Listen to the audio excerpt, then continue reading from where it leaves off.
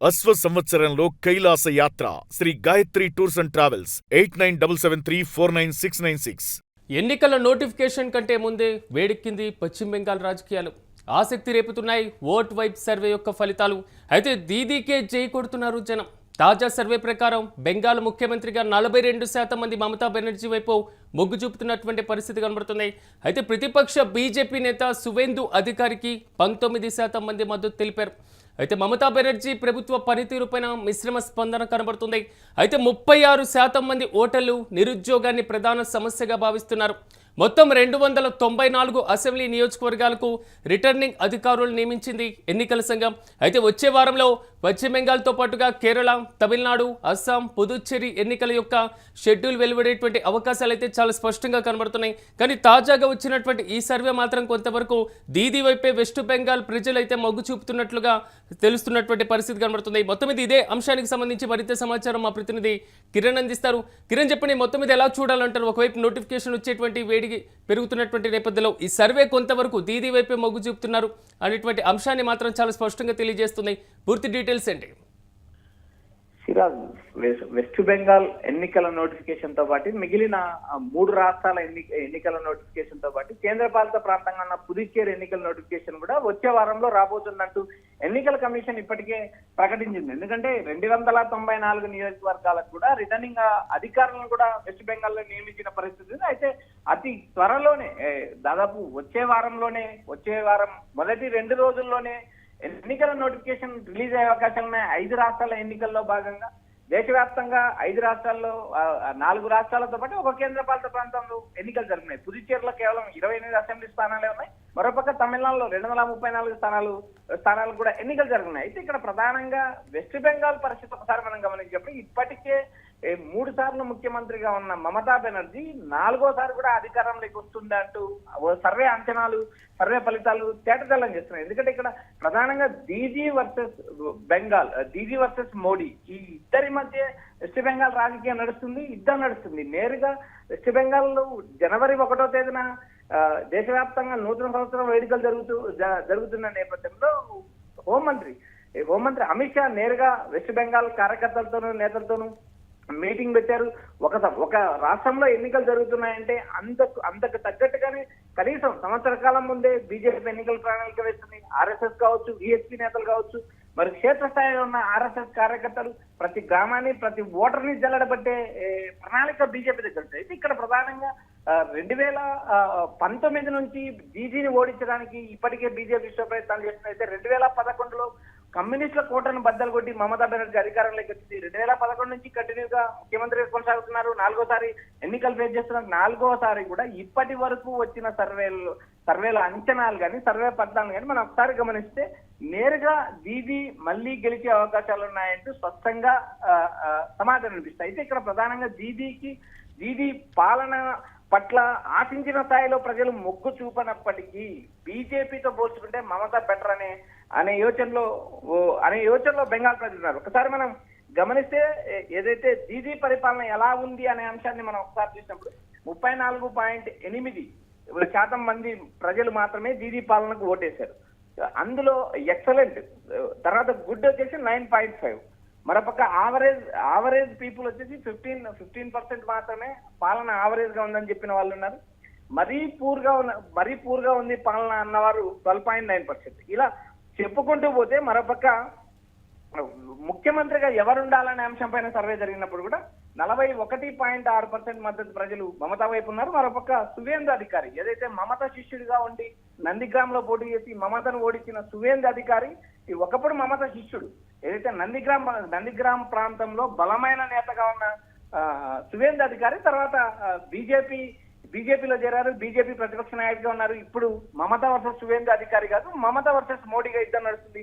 ఇక్కడ సువేందు అధికారికి 19% ప్రజలు మాత్రమే మొగ్గుతున్న నేపథ్యం ఉంది. ఇలా ముఖ్యమంత్రిగా కానీ కిరణ్, ఎందుకంటారు ప్రధానంగా పదే కేంద్ర ప్రభుత్వం నెక్స్ట్ మా టార్గెట్ ఖచ్చితంగా బీహార్ కంప్లీట్ అయిపోయింది, ఉత్తరప్రదేశ్ కంప్లీట్ అయిపోయింది, నెక్స్ట్ వెస్ట్ బెంగాల్ మాత్రమే మిగిలింది, వెస్ట్ బెంగాల్ మా టార్గెట్ అనేటువంటి అంశం పదే చెప్తున్నారు. ప్రధాని మోదీ కూడా డీడీ టార్గెట్ గా కూడా విమర్శలు గుప్పించినటువంటి పరిస్థితి. వరుసగా ఉన్నటువంటి ప్రభుత్వం ఉన్న వ్యతిరేకత లేకపోవడానికి ప్రధాన రీజన్ ఏంటంటారు? రెండో ప్రధానమైనటువంటి అంశం, సో ఏదైతే ఈ టీఎంసీ పార్టీ ఉందో దీనికి ప్రత్యామ్నాయం లేకనే దీది వైపు మొగ్గు చూపుతున్నారా ఈ సర్వే ప్రకారం?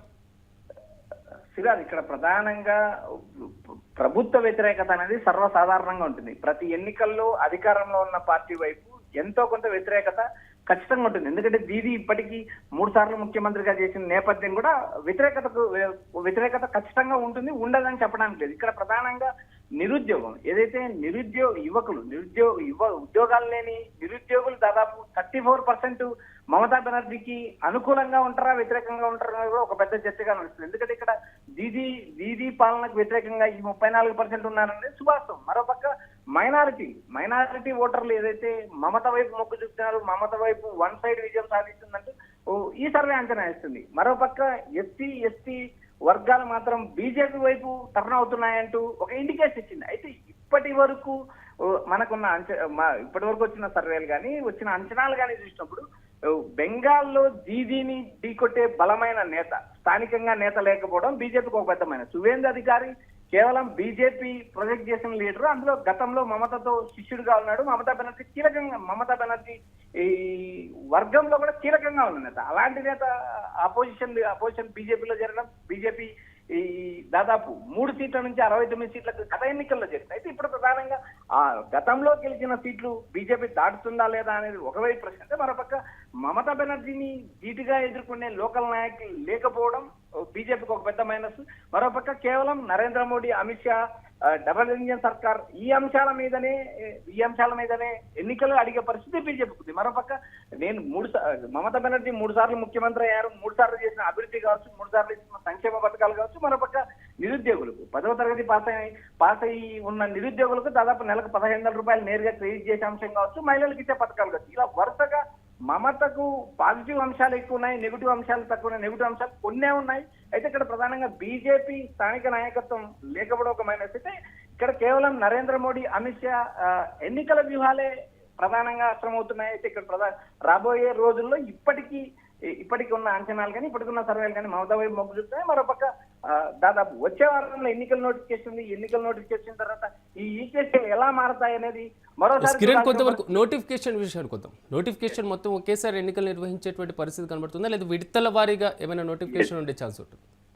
ఇక్కడ ప్రధానంగా వెస్ట్ బెంగాల్లో 294 అసెంబ్లీ నియోజకవర్గాలు ఉన్నాయి. ఇందులో ప్రధానంగా 2 విడతలు ఎన్నికలు జరిగే అవకాశం ఉన్నాయి. ఇప్పటికే టీఎంసీతో పాటు బీజేపీతో పాటు బీజేపీ మిత్రపక్షాలు కాక కాంగ్రెస్ లెఫ్ట్ పార్టీలు కూడా 2 విడతల ఎన్నికలు జరపాలని ఇప్పటికీ ఎన్నికల సంఘాన్ని కోరారు. ఏదైతే వెస్ట్ బెంగాల్లో ఒకేసారి 294 నియోజకవర్గాలకు ఎన్నికలు జరిగితే కొన్ని సమస్యాత్మకమైన ప్రాంతాలు ఆ ప్రాంతాల్లో ఇబ్బందులు జరిగే అవకాశాలు ఉన్నాయంటూ అన్ని పార్టీలు ఎన్నికల సంఘానికి ఒక మెమరాండం ఇచ్చారు. దాని ప్రకారం ఎన్నికల కమిషన్ నిర్ణయం తీసుకునే అవకాశం ఉంది. అయితే ఇప్పటికి మనకున్న సమాచారం మేరకు తమిళనాడు, వెస్ట్ బెంగాల్ ఈ 2 రాష్ట్రాల ఎన్నికలు 2 విడతల్లో జరిగే అవకాశం ఉన్నాయి. తమిళనాడులో 234 అసెంబ్లీ స్థానాలు ఉన్నాయి. ఇటు వెస్ట్ బెంగాల్లో 294 ఉన్నాయి. తమిళనాడులో 234 అసెంబ్లీ స్థానాలు ఉన్నాయి. మరోపక్క కేరళలో దాదాపు 140 స్థానాలు కేరళలో ఉన్నాయి. కేరళ, పుదుచ్చేరి, అస్సాం ఈ 3 రాష్ట్రాలు ఒకే విడతలో ఎన్నికలు జరిగే అవకాశం ఉన్నాయి. తమిళనాడు, వెస్ట్ బెంగాల్ 2 విడతల్లో ఎన్నికలు జరిగే అవకాశాలు ఉన్నాయని ఎన్నికల సంఘం సూచాయిగా చెప్తుంది. Siraj. Right Kiran, thank you. మొత్తం మీద ఎన్నికల నోటిఫికేషన్ కంటే ముందే వేడెక్కింది వెస్ట్ బెంగాల్ రాజకీయం. ఆసక్తి రేపుతుంది ఓట్ వైప్ సర్వే యొక్క ఫలితాలు. సో దీదీకే జై కొడుతున్నారు జనం అనేటువంటి అంశాలు మాత్రం తాజా సర్వే తేలుస్తున్నాయి. అయితే తాజా సర్వే ప్రకారం బెంగాల్ ముఖ్యమంత్రిగా 42% మంది మమతా బెనర్జీ వైపు మొగ్గు చూపుతున్నారు. సో ప్రతిపక్ష నేత బీజేపీకి చెందినటువంటి సువేందు అధికారికి కేవలం 19% మంది మాత్రమే మద్దతు తెలుపుతున్నారనేది మాత్రం ఈ సర్వే యొక్క సారాంశం. మరి ముఖ్యంగా మమతా బెనర్జీ ప్రభుత్వ పనితీరుపైన మిశ్రమ స్పందన అయితే కనబడుతున్నాయి. 36% మంది ఓటర్లు నిరుద్యోగాన్ని ప్రధాన సమస్యగా భావిస్తున్నటువంటి పరిస్థితులు ఉన్నాయనేది మాత్రం సర్వే తెలియజేసింది. అయితే 294 అసెంబ్లీ నియోజకవర్గాలకు ఎన్నికలకు సంబంధించి రిటర్నింగ్ అధికారులను కూడా నియమించింది ఎన్నికల కమిషన్. అయితే వచ్చే వారంలో వెస్ట్ బెంగాల్తో పాటుగా కేరళ, తమిళనాడు, అస్సాం, పుదుచ్చేరి యొక్క ఎన్నికల నోటిఫికేషన్ వచ్చేటువంటి అవకాశాలు అయితే చాలా స్పష్టంగా కనబడుతున్నాయి. రోజు రోజుకు వివిధ రాష్ట్రాల్లో ఎన్నికల ప్రచారాలు మాత్రం దూసుకువెళ్తున్నటువంటి పరిస్థితి. ప్రధాని నరేంద్ర మోదీ తమిళనాడు పర్యటనలో ఉన్నారు. సో ఎన్నికల ప్రచారంలో పార్టిసిపేట్ చేయడం జరిగింది. వెస్ట్ బెంగాల్లోనూ ఈసారి ఎలాగైనా బీజేపీ పాగా వేయాలి అనేటువంటి ఆలోచన చేస్తున్నటువంటి నేపథ్యంలో కానీ తాజాగా వచ్చినటువంటి ఈ సర్వే మాత్రం సో తృణమూల్ కాంగ్రెస్ పార్టీ వైపే మొగ్గు చూపుతున్నారు ప్రజలు అనేది మాత్రం ప్రధానంగా తెలియజేసినటువంటి అంశం. సో టీఎంసీకి ప్రత్యామ్నాయం లేకపోవడమా, లేదా బీజేపీ అక్కడ బలమైనటువంటి సంకేతాలు అంటే ప్రజల్లో ఇవ్వకపోవడమా అనేది కూడా మరో వాదన బలంగా వినబడుతున్నటువంటి పరిస్థితి. మొత్తం మీద చూడాలి, ఎన్నికల నోటిఫికేషన్ అయితే ఈ వారంలో వచ్చేటువంటి అవకాశాలు అయితే చాలా స్పష్టంగా కనబడుతున్నాయి. విడతల వారీగా ఎన్నికలు ఉండేటువంటి అవకాశం అయితే చాలా స్పష్టంగా కనబడుతుంది.